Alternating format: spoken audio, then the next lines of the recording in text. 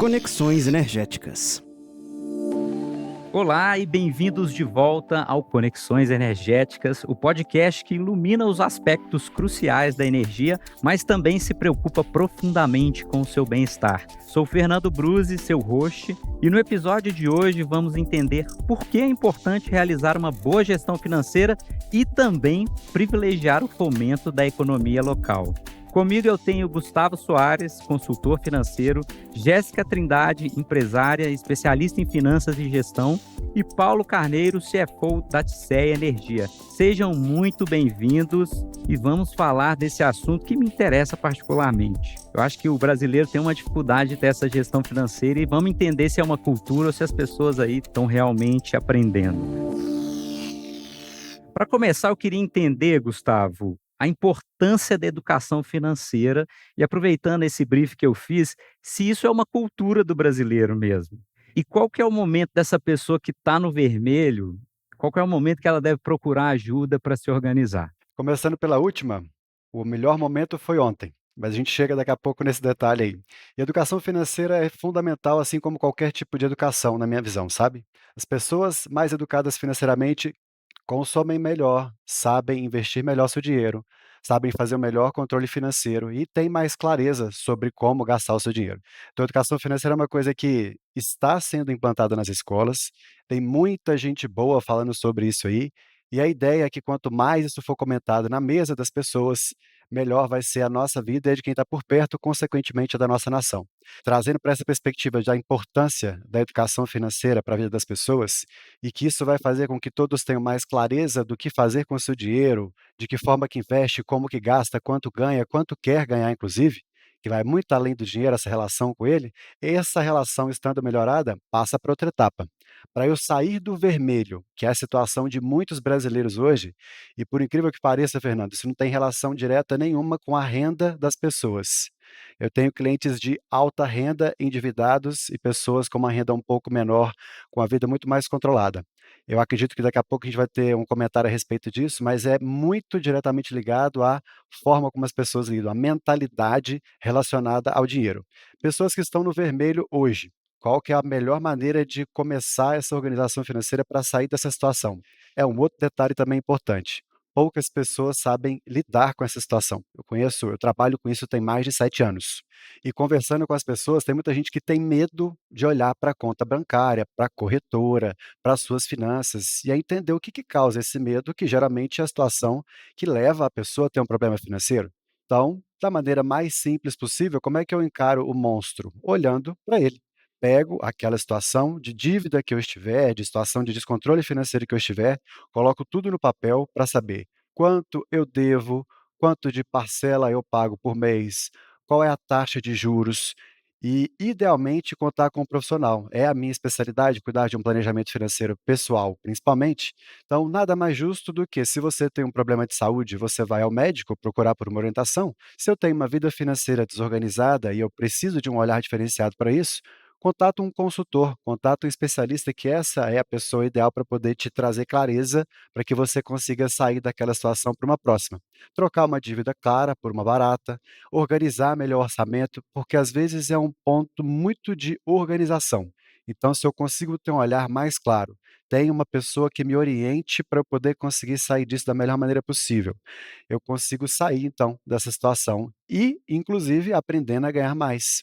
É uma outra crença que algumas pessoas têm, que sair da dívidas passa muito mais do que só organizar aquela situação financeira, mas também entender o que que eu posso fazer para ganhar mais dinheiro, organizar meu orçamento e sair da situação que eu tiver.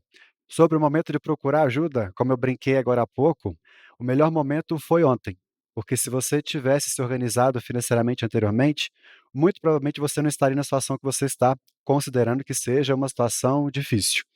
Então, essa questão de trazer o assunto dinheiro à mesa, deixar de ser tabu, como muitas pessoas ainda acreditam que é importante para que você não precise chegar ao ponto de pedir ajuda. E que você seja uma pessoa que consiga conversar com mais facilidade no meio em que você convive. As pessoas têm conversado cada vez mais sobre dinheiro. Tem muita gente que chega para mim e tira exatamente essa dúvida. Mas, Gustavo, como é que eu vou tratar desse assunto com as pessoas? Tudo que a gente faz envolve dinheiro, independente do estilo e do padrão de vida que você tem. Então, é um assunto para se ter como natural mesmo e as pessoas estão conseguindo conversar com isso com mais facilidade. Jéssica, então, quais são as ferramentas que essa pessoa vai se utilizar para sair desse vermelho ou então para começar a organizar a sua vida financeira? A gente sabe que tem os aplicativos aí. Você acha que é uma boa a pessoa investir em aplicativos, às vezes para fazer uma gestão do orçamento doméstico? Como que você entende isso? Perfeito. Antes de iniciar e responder a tua pergunta, por se tratar de um podcast, quero deixar minha autodescrição, né? Então, eu sou uma mulher preta, de cabelos longos, utilizo óculos e estou vestindo camiseta preta. Então, quando a gente se fala de ferramenta, a gente tem que entender principalmente a parte comportamental, né? Então, geralmente, a ferramenta indicada em consultorias, porque eu também sou mentora e consultora financeira, geralmente vai para um Excel, né? Ou para um aplicativo por se tornar mais fácil, conseguir fazer a integração de informações.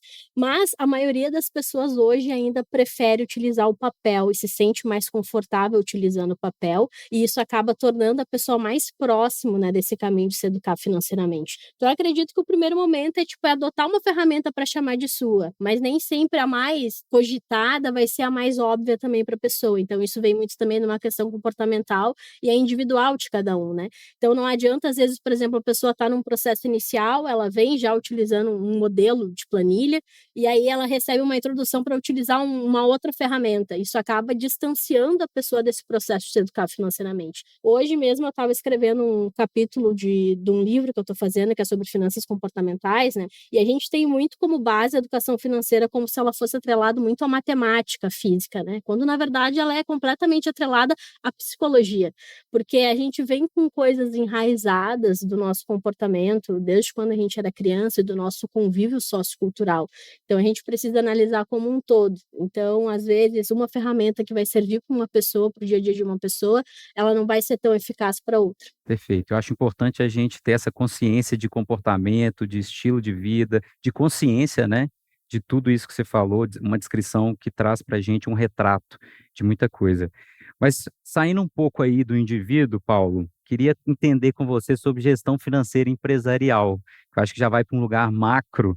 Você podia dar um panorama para a gente? Qual que é a importância do planejamento financeiro para as empresas e quais são as práticas financeiras que a Atseia Energia tem aplicado? Eu vou pegar um gancho no que o Gustavo e a Jéssica falaram, porque no meu entendimento, eu tenho muitos anos de mercado financeiro, eu tive do outro lado do balcão, eu trabalhei no mercado financeiro durante 30 anos, agora e há 5 anos eu estou na Atseia. Então dá para ter uma visão meio 360 graus assim do lado e do outro, né?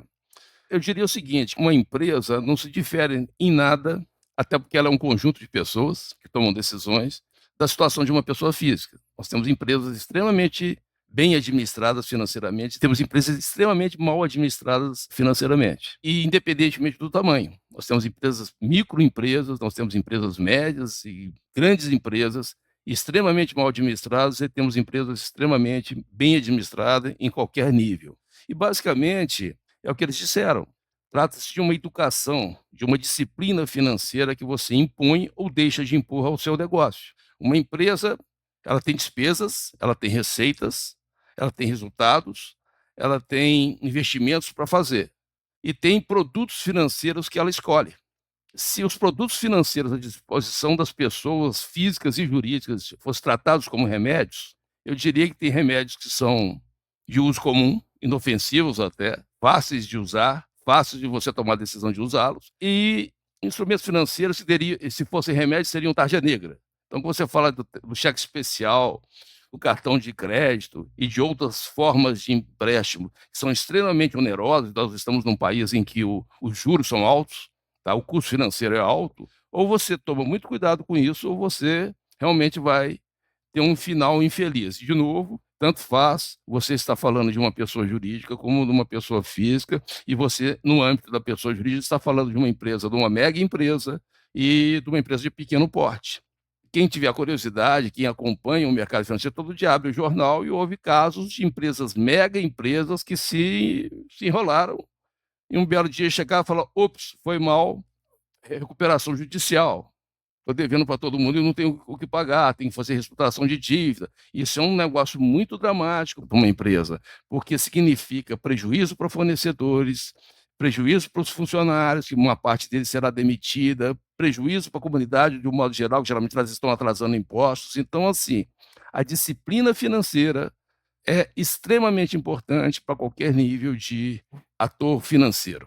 E eu acho que você falou uma coisa interessante, porque muita gente vai dar dicas sobre, às vezes, né, a pessoa nunca foi empresário, mas vai dar uma dica sobre planejamento financeiro, e aí você olha para a vida financeira da pessoa e não reflete a dica que ela está dando. Então, você falou muito bem aí, Paulo, que uma empresa e uma pessoa física, a consciência da educação financeira está para os dois, né?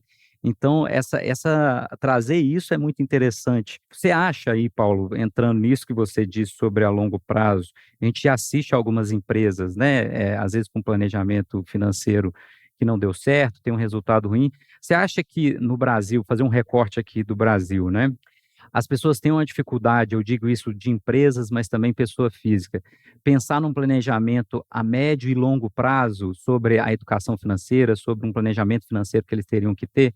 Por exemplo, uma empresa que dá um passo maior que a perna. Eu já trabalhei muito com a construção civil e a gente sabe que tem muita construtora que às vezes começa num desenvolvimento sem um planejamento, que é fazer construção no Brasil todo, e aí surgiu até na época da Encol, né, eles surgiram com aquele patrimônio de afetação, onde as empresas não poderiam mais vender ou dispor dos bens que aquele CNPJ, do rendimento que ele teve para construir aquela empresa, aquele empreendimento. Então, assim, você acha que essas empresas, aí eu estou pegando esse recorte das consultoras, mas a partir da sua experiência, o brasileiro e as empresas, o empresário, tem uma dificuldade no planejamento a médio e longo prazo? Com certeza, tem, e, de novo, passa pela história da educação. Quer dizer, normalmente, como é que começa uma empresa no Brasil? Alguma pessoa que tem um certo talento específico. Então, cara, uma pessoa que sabe construir uma máquina, uma pessoa que sabe, que desenvolve um novo produto no mercado, uma empresa que, sei lá, desenvolve um software novo. No que ele sabe fazer, no que é o negócio da empresa, geralmente o empresário é muito bom. Ele entende do negócio dele no aspecto técnico.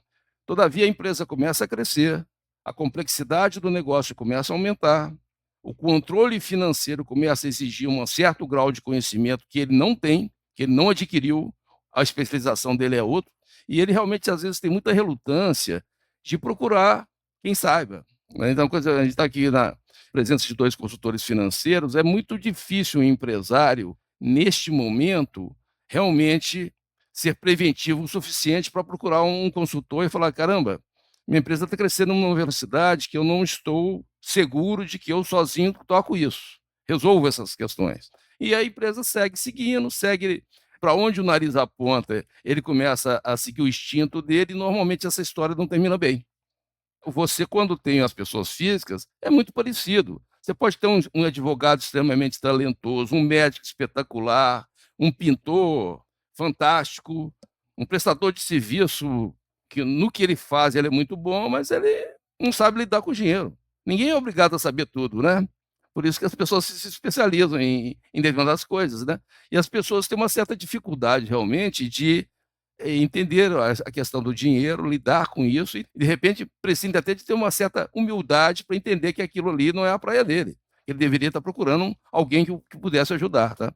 Então, acho que esse é o desafio, tá? Que as pessoas deveriam ter essa mentalidade. Olha, assim, quando monto um negócio, ainda falando aí de uma empresa, né? Eu preciso do engenheiro, sei lá, a construtora precisa do engenheiro, precisa do mestre de obras. Ela precisa realmente de uma pessoa que domine a questão financeira e que ele possa cuidar dessas questões para o empresário. E que o empresário o ouça, né? Porque às vezes o cara coloca lá um financeiro, um diretor financeiro e continua agindo como se a empresa fosse tão somente dele e que ele não tivesse que ouvir ninguém. Então, realmente, esse aí, como eu falei, este é a receita para o fracasso, para os problemas que vão certamente aparecer. Acho que é uma cultura, aí eu gostaria que o Gustavo falasse, às vezes, de instinto, né? O empresário vai muito naquela, não, tá dando certo, tá dando lucro, então eu vou acontecendo, mas chega um momento da organização que precisa disso. Então vamos entrar num tema aí, pensando já nessa organização financeira, Gustavo, sobre investimento. Eu sei que está bem na moda aí, tem aplicativo, tem muita gente investindo, mas é importante as pessoas tomarem conhecimento, entenderem sobre investimento, né? Então, quando você acha aí, pensando nesse momento, saindo do vermelho, organizando as finanças, que é o momento certo para investir? Perfeito. Vamos pensar num passo a passo de organização financeira? Se você está com a sua vida financeira melhor organizada, vai passar a sobrar dinheiro para fazer as outras coisas. Pensando em investimento, tem a mesma questão da pessoalidade, da individualidade para esse momento. O que é importante para mim é diferente do que é importante para cada um de nós aqui. Os meus objetivos também são diferentes, o meu perfil de investidor também é diferente. Então, pelo menos esses dois detalhes eu tenho que me ater.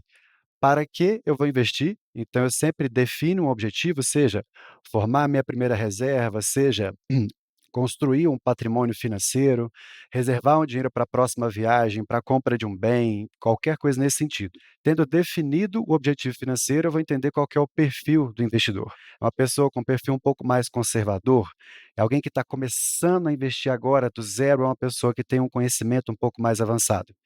Tendo definido esse conceito básico, aí eu consigo pensar uma carteira de investimentos para esse investidor, que vai desde onde começar a investir, como formar essa reserva, o que que essa pessoa busca, se é mais segurança, mais rentabilidade ou mais liquidez, seja dinheiro mais fácil na mão, e a partir dessa base entendida, e sempre voltando, isso é totalmente individual. Cada pessoa tem um porquê e um momento de vida financeiro para poder ser percebido e levado em consideração para poder desenhar essa carteira. Aí sim, a partir disso eu começo.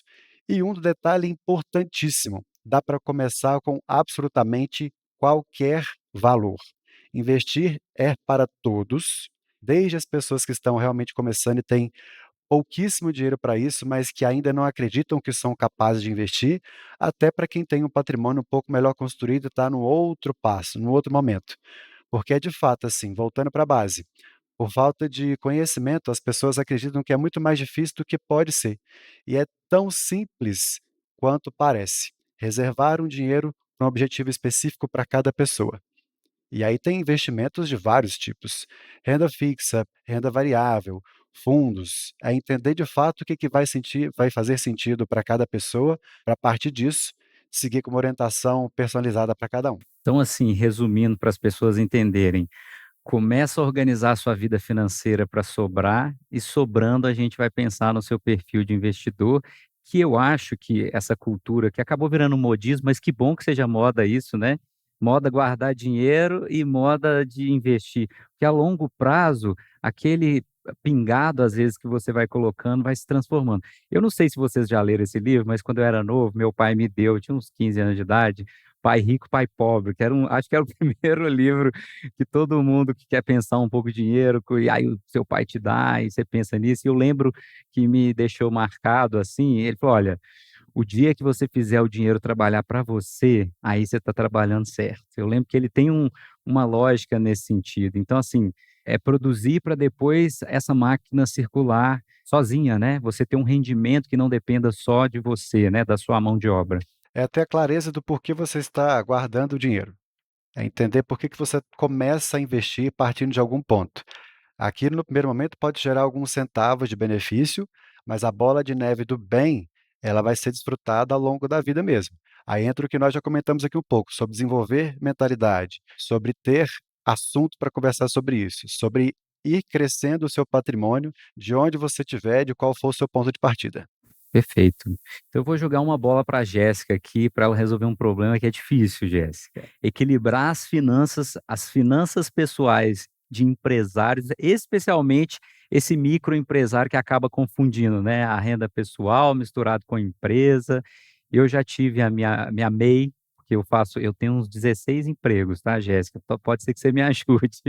Eu sou host, eu sou advogado, eu sou ator, eu faço comercial, e isso acaba misturando, né, até para você fazer o imposto de renda, e às vezes eu preciso para pagar o meu contador, eu uso do advogado, e isso dá um problema nas finanças, né. Como é que a gente faz para equilibrar isso? Tem alguma dica?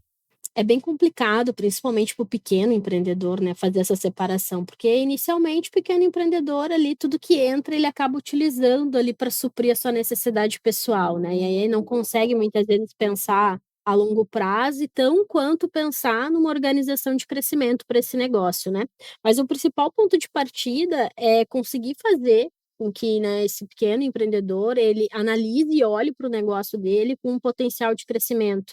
E perder aquele medo, né? Porque a maioria dos MEIs que eu conheço, ou pelo menos a maioria dos MEIs que vem fazer consultoria financeira comigo, tem medo de fazer o desenquadramento do MEI. É um medo real e a maioria tem medo de desenquadrar do MEI. Por quê? Porque eu vou pagar mais impostos. E aí a gente vê que está totalmente vinculado, né, ao que o colega estava falando anteriormente, a questão da mentalidade, né? Só que daí não se entende que para crescer você também precisa arcar com certas consequências, né? O crescimento ele vem através disso, né, também, né? Você arcar com certas consequências. E aí você fazer esse pequeno empreendedor enxergar que não é algo ruim crescer, não é algo ruim você pagar mais impostos, e isso, consequentemente, vai gerar mais lucro para ele, consequentemente, vai gerar um prolabore melhor para ele, né, também.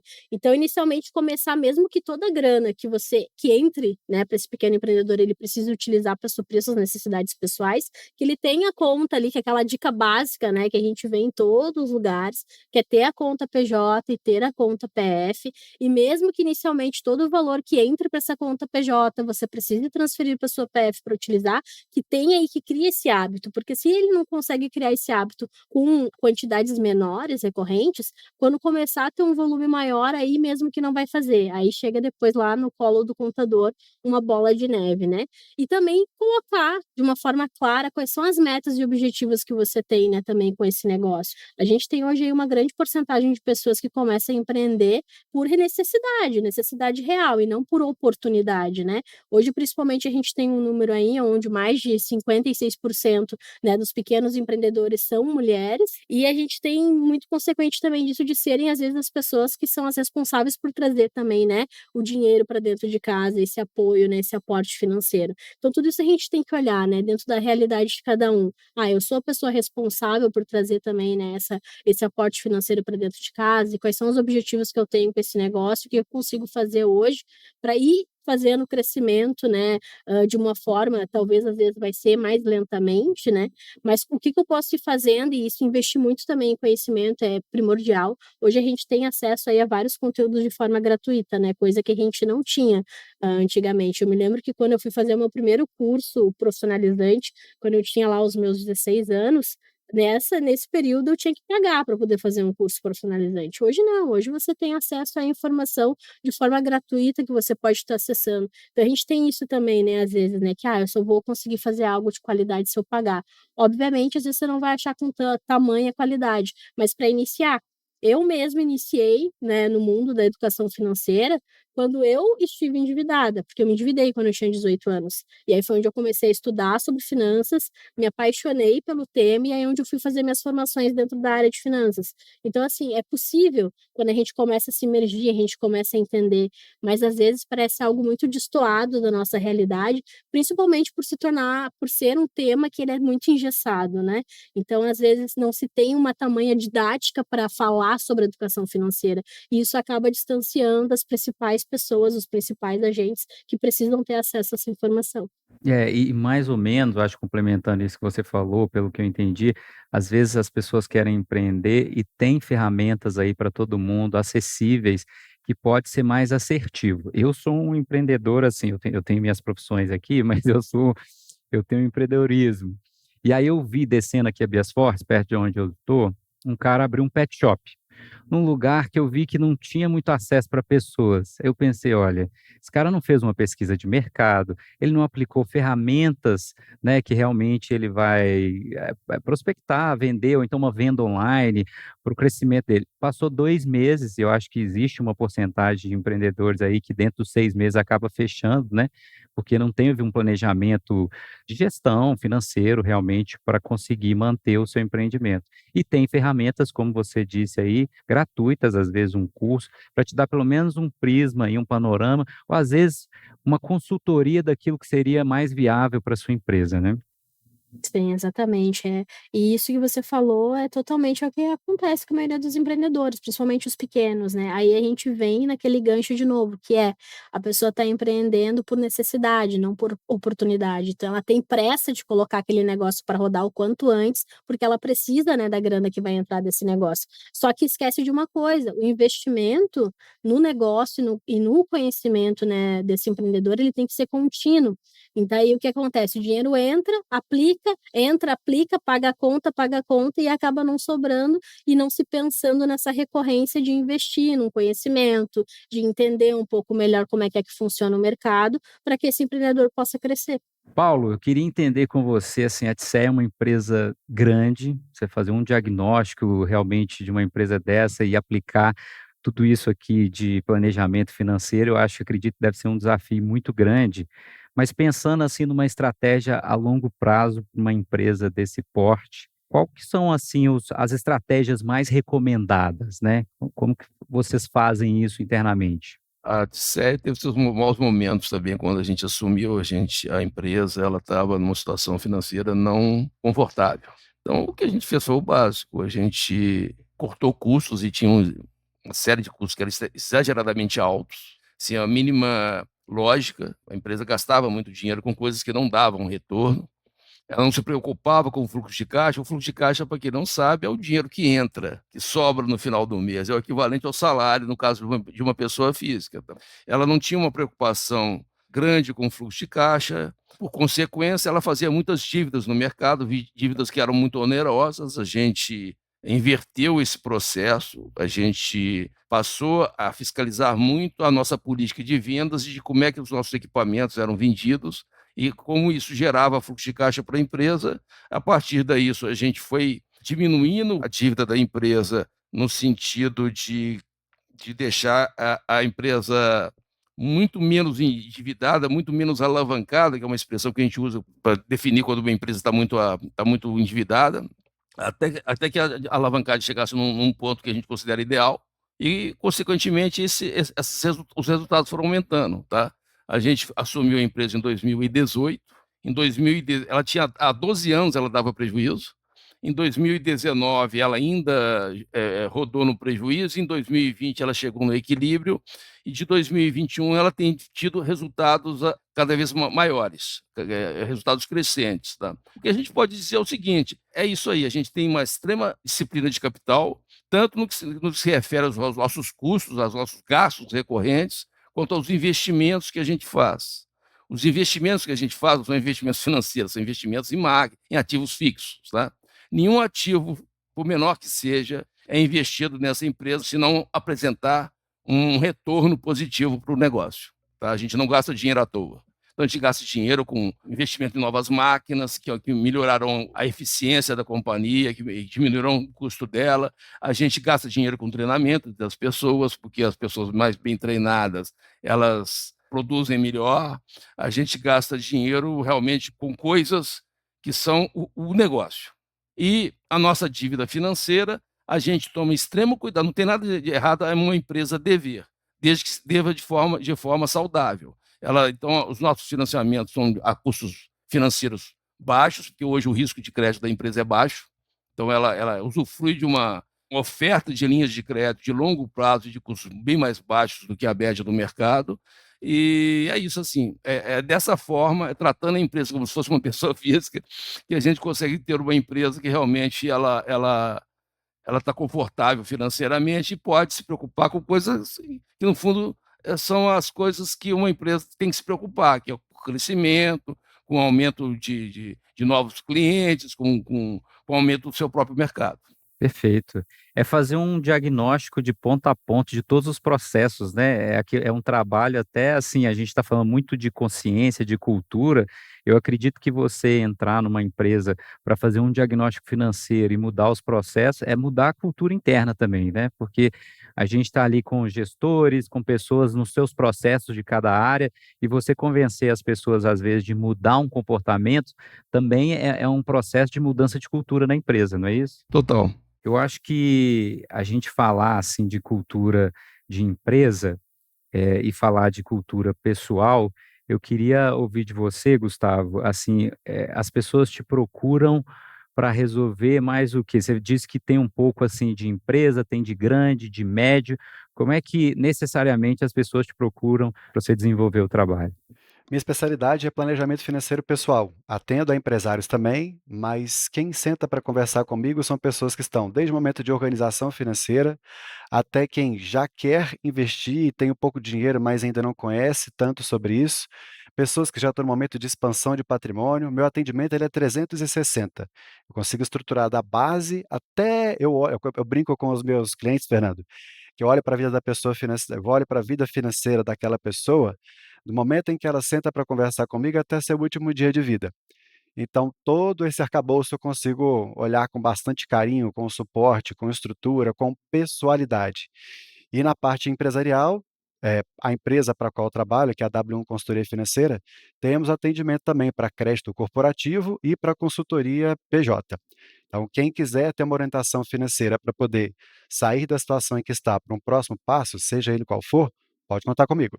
Ótimo. Eu vou aproveitar só pegando um gancho no que você falou sobre uma aposentadoria. Eu acho que é uma dúvida que está todo mundo assim: "E aí, consigo aposentar pelo INSS? Eu faço investimento?". Você podia dar uma dica de como que está sendo tratado isso nas pessoas físicas, né, acho que é o mais importante. Eu recomendo sempre cada pessoa fazer o seu planejamento privado de aposentadoria. Tem muita coisa que pode acontecer daqui para frente e o máximo que puder ser controlado, e aí o que eu chamo de controlado é fazer por conta própria, eu recomendo. Fala-se muito sobre a situação futura do INSS, a gente entende que a cada governo as coisas podem mudar, independente de qual seja o governo.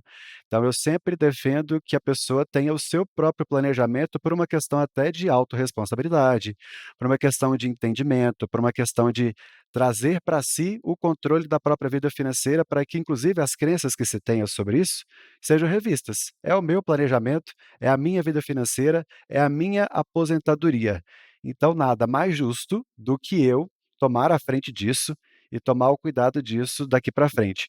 Ou seja, sentar com alguém, com um especialista e programar. Daqui a quanto tempo eu quero me aposentar e entender a aposentadoria como sendo poder parar de trabalhar ou não, mas eu quero ter um patrimônio financeiro investido que vai me gerar uma renda passiva de X valor por mês. Projetar isso para daqui a 30 anos de uma forma particular é muito mais interessante e financeiramente viável do que acreditar e confiar que algo pode dar certo quando o assunto é depender de uma aposentadoria que não é que você quem está programando. Jéssica, queria falar sobre neuroeconomista. Você é formada, né, eu queria entender como que funciona isso, assim, você falou bastante de comportamental, né, essa economia comportamental. Explica um pouco pra gente o que que seria isso. Então, eu sou especialista em finanças comportamentais, né, estou em formação agora em neuroeconomia. E aí, neuroeconomia, basicamente, ela atua em 2 vértices, né, ela faz a análise do estudo, né, da nossa economia tradicional, mas ela vincula muito a parte comportamental, né, e isso não só para pessoas físicas como para negócios. A gente entende como que a psicologia, por exemplo, aplicada ao financeiro, ao marketing, pode fazer com que um negócio ele agregue mais valor, ele gere mais valor, ele chame mais atenção em campanhas de marketing, por exemplo, para um negócio. E quando se trata de pessoas, de entender, né, por que lidamos da forma que lidamos com o dinheiro, né? Por que que toda a construção sociocultural ela é feita de determinada forma e por que que a maioria das pessoas, né, tem medo de falar sobre dinheiro ou não fala sobre dinheiro. E aí a gente tem uma análise que é a seguinte, né? Hoje, por exemplo, quem às vezes ganha bem esconde que ganha bem e às vezes quem não ganha tão bem assim está numa situação, né, já num vermelho, esconde também que está nessa situação ou finge que está muito bem, né? E aí a gente vai para várias análises, né, e nos pormenores. E desde que eu comecei a trabalhar com a educação financeira, eu sempre entendi que essa parte comportamental ela é muito importante, porque se você não trabalha inicialmente essa parte comportamental, não vai ser uma ferramenta maravilhosa milagrosa que vai te salvar lá na frente de cometer o mesmo erro depois. Então essa pessoa ela precisa ter a consciência de entender o porquê que ela agiu dessa forma, o que que levou, e um ponto crucial é entender o seguinte: a educação financeira ela está totalmente vinculada a uma fonte de renda. Então, às vezes, essa pessoa ela entra no endividamento ou numa situação crítica também financeiramente, não necessariamente porque ela fez más escolhas, mas às vezes algo aconteceu na vida dela que impulsionou ela que ela tivesse que fazer determinadas escolhas, as quais, se ela estivesse numa situação bem financeiramente, ela com certeza não teria optado. Então, a gente também tem que entender isso um pouco da parte de consciência nessa parte social também, porque pouco se fala disso, né? E aí, quando a pessoa ela se sente muito também dentro desse campo de visão de culpa, ela acaba também tendo esse afastamento de querer aprender sobre finanças. E aí eu falo muito sobre também, eu como já fui endividada, né, me endividei bem cedo, com 18 anos, nova, e como é que faz, né, para sair disso, né? Na época eu era estagiária, saí depois, quando peguei o primeiro trabalho de carteira assinada, saí fazendo cartão enlouquecidamente em todos os lugares que me aprovavam. E porque isso é um vício, é um círculo, aí você daqui a pouco perde a sua fonte de renda e tá com um número imenso de parcelinhas para pagar de várias lojas, e aí como é que faz?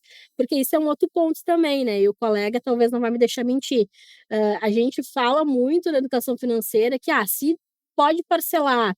E se esse parcelamento ele não vai implicar em juros, parcela no número máximo que der. Só que daí o que que acontece, né? Quando a gente pega algo no meio do caminho que desvirtua disso, a pessoa fica lá com um número imenso de parcelas, e aí como é que faz para sair? Então eu acho que a gente vem vindo numa crescente onde as pessoas elas estão buscando querer falar mais sobre dinheiro abertamente, justamente pensando também na questão da aposentadoria, né?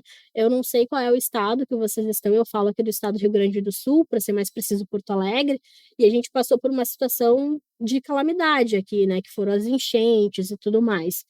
E aí, como é que você faz uma pessoa, por exemplo, que perdeu tudo, casa, mobília, a pessoa ela teve que fazer escolhas para que ela pudesse conquistar e adquirir certos bens, né? E aí, como é que a gente traz a educação financeira para uma pessoa, né, que perdeu tudo, que está desacreditada nesse momento? E aí a gente vem muito com as finanças aplicada à psicologia, que é algo extremamente importante, de entender o indivíduo, a necessidade do indivíduo, qual é que é a realidade dessa pessoa. Porque às vezes uma pessoa, por exemplo, a realidade de uma pessoa que ganha 10 mil é diferente da realidade de uma pessoa que ganha 5, que ganha 3. E não quer dizer que a que ganha 5 ou que ganha 3, ela não pode ser organizada financeiramente. Isso vai depender também do estilo de vida da pessoa, o que que é prioridade para a pessoa. E aí também entra um ponto para finalizar, que é o seguinte: a gente fala também só, gastos essenciais, né? Os gastos essenciais, na verdade, eles deveriam ser algo que todas as pessoas deveriam ter acesso, né? Acesso à educação, acesso à saúde, acesso a saneamento básico. O básico deveria ser de acesso a todos.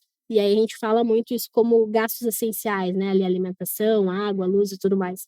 E aí é desvirtuar um pouco da parte técnica para o indivíduo começar a entender e querer mesmo se aproximar mais sobre a educação financeira, porque isso gera uma melhora não só para o indivíduo, mas economicamente também, né? E você falou uma coisa interessante aí, a questão da calamidade, e a gente ficou de falar também sobre a importância de fomentar esse comércio local, né?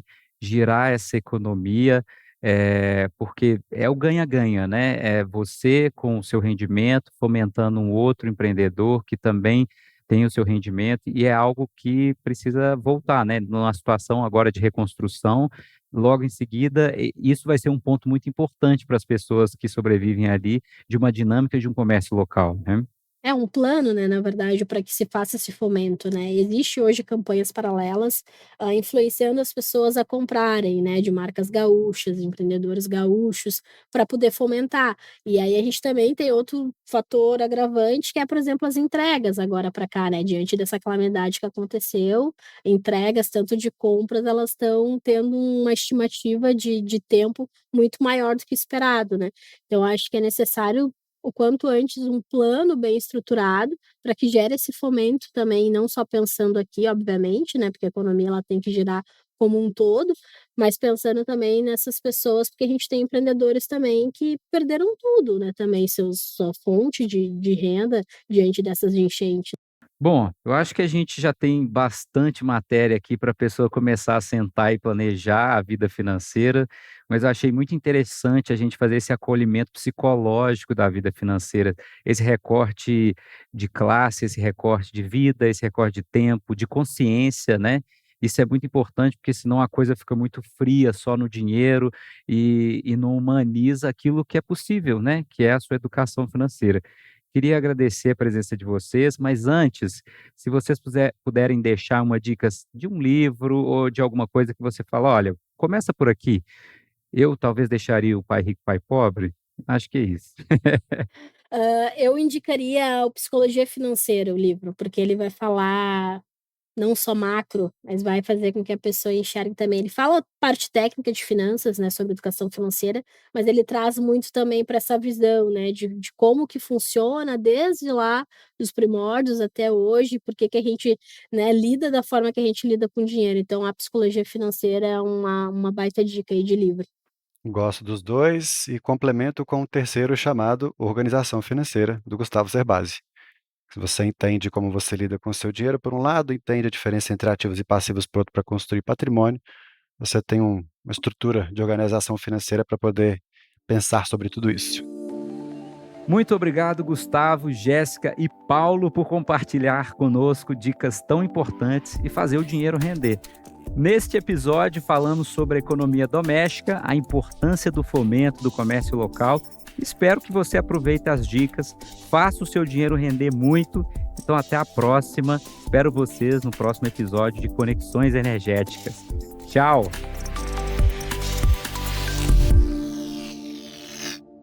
Você acabou de ouvir Conexões Energéticas, o podcast da TSEA Energia. Acompanhe quinzenalmente na sua plataforma de áudio favorita o nosso podcast com histórias que inspiram profissionais tomadores de opinião a partir de um bate-papo leve, descontraído e rico em conhecimento.